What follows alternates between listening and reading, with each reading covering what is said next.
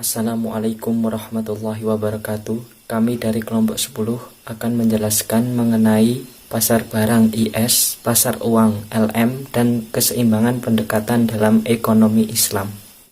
Nama saya Hendra Eko Saputra, NIM 027, akan menjelaskan mengenai pasar barang atau IS. Yang pertama, pengertian dari pasar barang. Pengertian dari pasar barang adalah pasar di mana semua barang dan jasa yang diproduksi oleh suatu negara dalam jangka waktu tertentu. Untuk stabilitas ekonomi makro dapat dilihat dari keseimbangan antara permintaan yang ditunjukkan oleh total pengeluaran dan penawaran oleh kemampuan perekonomian untuk menghasilkan barang dan jasa yang terjadi di pasar tersebut. Untuk yang selanjutnya ada keseimbangan pasar barang dalam kurva IS. Kondisi keseimbangan perekonomian dapat digambarkan ke dalam sebuah kurva yang disebut kurva IS. Menurut Montague, kurva IS menggunakan model Keynesian Growth. Apa itu Keynesian Growth? Keynesian Growth adalah model dasar dalam penentuan pendapatan yang mengambil kebijakan fiskal dan perencanaan investasi sebagai exogenous dan kemudian menunjukkan bahwa terdapat satu level dari pendapatan nasional yang mana expenditure sama dengan plan expenditure. Selain itu, Montague juga menyatakan perencanaan investasi tergantung pada tingkat suku bunga. Keynesian Growth menunjukkan ada hubungan tingkat suku bunga dengan pendapatan nasional. Semakin tinggi tingkat suku bunga, maka semakin rendah investasi yang akan ditanamkan oleh investor. Dalam hal ini akan menyebabkan penurunan pendapatan nasional oleh suatu negara. Dari pernyataan Montague tersebut dapat dijelaskan melalui grafik yang telah kami cantumkan dalam slide PPT. Ya teman-teman, silakan mengamati slide grafik dalam PPT tersebut. Dalam grafik yang A, di kiri bagian bawah menunjukkan fungsi investasi, yang mana pertambahan tingkat suku bunga dari R1 ke R2 mengakibatkan penurunan tingkat investasi dari I1 ke I2. Penurunan investasi ini juga mempengaruhi Keynesian Growth. Keynesian Growth ditunjukkan pada grafik yang B di sampingnya kanan bawah, yang menunjukkan hubungan antara pengeluaran dan pendapatan nasional ketika terjadi dalam suatu penurunan investasi. Maka pendapatan juga mengalami penurunan dari Y1 ke Y2. Grafik A dan B tersebut kita turunkan akan menghasilkan kurva IS yang ditunjukkan pada grafik yang C di atasnya. Grafik yang C tersebut merupakan hubungan antara tingkat suku bunga dengan pendapatan. Ketika tingkat suku bunga mengalami kenaikan dari R1 ke R2, maka mengakibatkan penurunan pendapatan dari Y1 ke Y2. Kurva IS ini akan mengalami perubahan apabila terjadi perubahan dalam kebijakan fiskal. Apabila pemerintah melakukan pertambahan pada tingkat pembelian sehingga menaikkan plan expenditure. Jadi perubahan kebijakan fiskal ketika pengeluaran pemerintah dan tingkat suku bunganya juga tetap, maka pendapatan nasional akan mengalami kenaikan sehingga kurva IS akan bergerak ke arah kanan. Dalam hal ini dijelaskan pada grafik yang telah kami tunjukkan dalam slide PPT. Silahkan dilihat dalam slide PPT tersebut. Dapat disimpulkan, kurva IS menunjukkan kombinasi antara tingkat bunga dan pendapatan nasional, bahwa hal tersebut sesuai dengan keseimbangan dalam pasar barang. Kurva IS digambarkan untuk kebijakan fiskal. Perubahan pada kebijakan fiskal akan mengakibatkan kenaikan permintaan barang dan jasa yang akan menggerakkan kurva IS bergerak ke arah kanan. Sebaliknya, Perubahan kebijakan fiskal juga akan mengakibatkan penurunan permintaan akan barang dan jasa yang ditunjukkan dalam kurva IS bergerak ke arah kiri. Perkenalkan, nama saya Andika Gilang Pratama. Di sini saya akan melanjutkan presentasi dari teman saya tentang keseimbangan pasar uang dan kurva LM. Sebelum kita melanjutkan, kita harus mengetahui apa itu definisi dari pasar uang itu sendiri. Pasar uang didefinisikan sebagai keseluruhan permintaan dan penawaran dana atau surat berharga yang mempunyai jangka waktu 1 tahun atau kurang dari 1 tahun dan dapat disalurkan melalui lembaga-lembaga perbankan. Adapun beberapa faktor yang mempengaruhi kurva LM. Yang pertama adalah jumlah uang yang beredar, kedua jumlah uang yang diminta untuk spekulasi otonom, yang ketiga kepekaan permintaan uang untuk transaksi dan berjaga-jaga, keempat atau yang terakhir adalah kepekaan permintaan uang untuk spekulasi terhadap suku bunga. Kondisi perekonomian suatu negara juga dipengaruhi oleh pasar uang. Sama seperti pasar lainnya, keseimbangan akan terjadi pada saat jumlah permintaan uang dan penawarannya sama. Perlu kita ingat, kenaikan pendapatan akan meningkatkan permintaan uang, sedangkan kenaikan suku bunga akan menurunkan permintaan uang.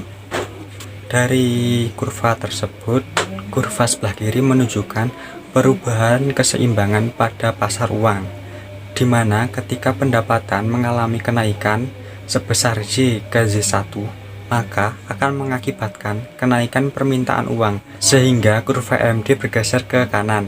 Hal ini juga akan mengakibatkan kenaikan tingkat bunga dari I ke I1. Perubahan pada tingkat bunga tersebut menunjukkan kurva LM yang ditunjukkan pada grafik sebelah kanan. Hubungan antara tingkat bunga dengan pendapatan. Ketika pendapatan mengalami kenaikan, maka akan menaikkan tingkat bunga. Kebijakan moneter dengan menambah uang yang beredar akan mengakibatkan pergeseran kurva LM. Jika bank sentral menambah jumlah uang yang beredar, maka kurva LM akan bergeser ke bawah. Apabila jumlah uang yang beredar dikurangi, maka kurva LM akan bergeser ke kiri atas. Selanjutnya saya akan menjelaskan mengenai keseimbangan pasar barang dan pasar uang dalam perspektif Islam. Jadi yang dijelaskan oleh kelompok kami pada keseimbangan ini adalah berdasarkan model yang dibangun oleh Kant.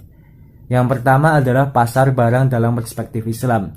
Jadi kondisi perekonomian yang terjadi khususnya di pasar barang dalam Islam, yaitu mengganti suku bunga menjadi bagi hasil, karena suku bunga dalam Islam itu diharapkan. Jadi nanti insentif yang diterima oleh para investor dalam melakukan investasi adalah dalam bentuk bagi hasil. Jadi semakin tinggi bagi hasil yang diterima oleh para investor, maka motivasi para investor untuk melakukan kegiatan investasi tersebut akan semakin tinggi. Demikian juga untuk returnnya. Jadi semakin tinggi profit yang diterima, maka semakin tinggi juga bagi hasilnya. Kemudian teman-teman di situ kan melihat adanya kurva. Kurva itu menjelaskan mengenai hubungan antara investasi dengan profit. Jadi itu ada IM. IM itu adalah tingkat investasi minimum yang dibutuhkan untuk menghasilkan keuntungan sebesar R.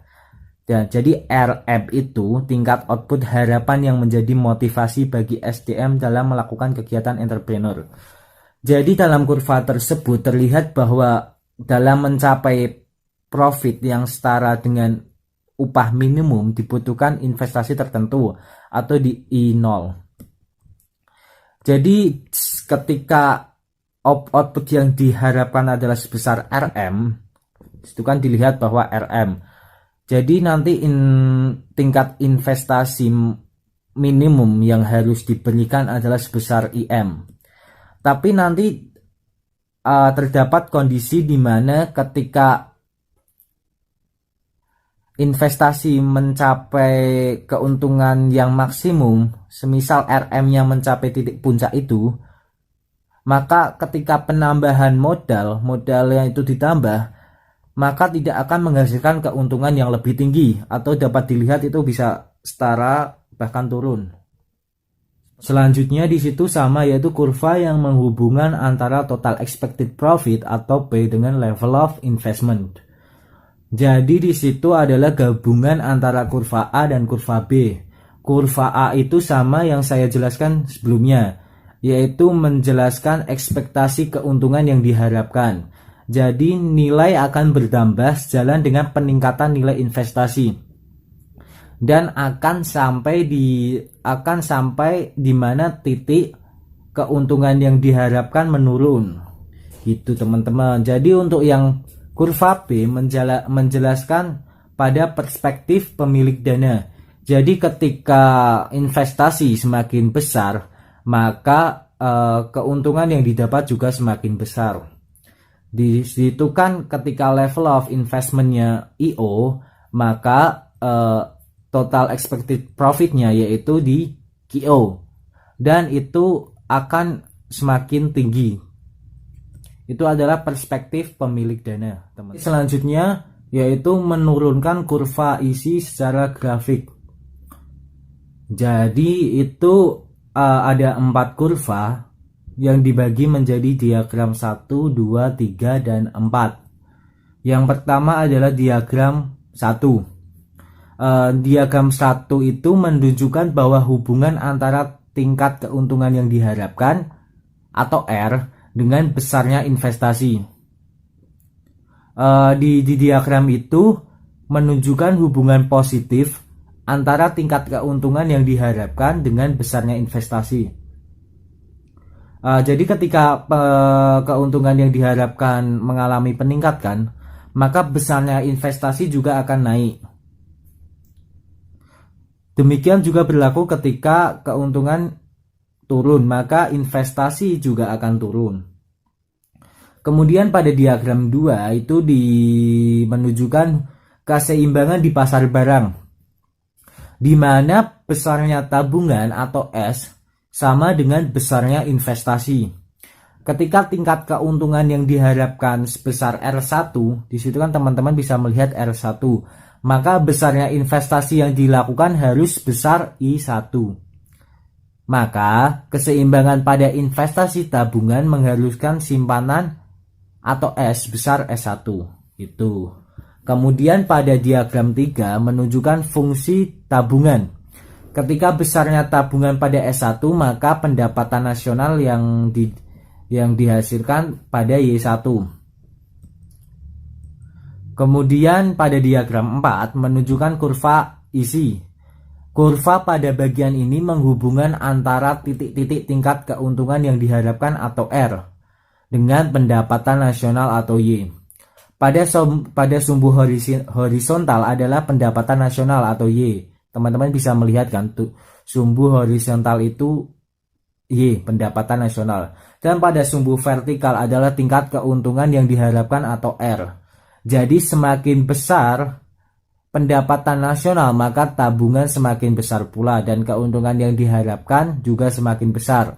Ini menunjukkan bahwa hubungan positif antara kurva tersebut gitu teman-teman. Permintaan uang dalam perspektif Islam. Permintaan uang dalam ekonomi Islam akan dipengaruhi oleh motif memegang uang oleh seorang muslim. Dan motif seorang muslim dalam memegang uang dilatar belakangi sebagai berikut, yaitu 1. Motif untuk melakukan transaksi. Yang kedua, motif untuk berjaga-jaga. Selanjutnya, dalam ekonomi Islam tidak adanya permintaan uang untuk tujuan spekulasi.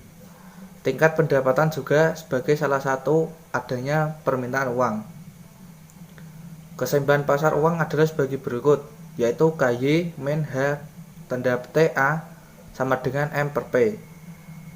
Keseimbangan di pasar uang tersebut didasarkan mengenai asumsi bahwa jumlah uang yang beredar dan tingkat harga yang tetap, sehingga jumlah uang yang beredar tetap sama. A sama dengan 1 per H, dalam kurung KY min M per P. Persamaan di atas menjelaskan bahwa A atau bagi hasil dengan tingkat pendapatan terdapat suatu hubungan yang positif. Dapat digambarkan dalam kurva LAM. Kurva LAM tersebut berdasarkan permintaan uang yang berlandaskan motif untuk mendapatkan profit dari investasi dengan mempertimbangkan sikap altruistik. Selanjutnya, keseimbangan antara pasar barang dan pasar uang dalam perekonomian Islam. Menurut Khan, keseimbangan pasar barang dan pasar uang secara grafis direpresentasikan dengan terjadinya perpotongan antara kurva IS dan kurva LAM. Perpotongan kedua kurva tersebut menunjukkan tingkat bagi hasil dengan pendapatan nasional. Berdasarkan kurva tersebut, keseimbangan antara kedua kurva terjadi pada saat pendapatan nasional berada di posisi Y0 dan rasio bagi hasil sebesar A0. Besaran A dalam kurva IS akan signifikan dalam mempengaruhi minat pelaku usaha untuk berinvestasi. Apabila A naik, maka keuntungan pemilik dananya akan semakin naik, dan ini mengakibatkan dampak negatif terhadap minat entrepreneur dalam berinvestasi. Dan kurva LAM juga dipengaruhi oleh nilai A. Apabila nilai A rendah, maka orang akan lebih tertarik memegang uang secara tunai dan memanfaatkan uangnya untuk kegiatan yang bersifat altruistik. Ini berbanding terbalik jika nilai A besar, maka orang akan melakukan investasi lebih besar dalam sejumlah aset-aset finansial. Terima kasih.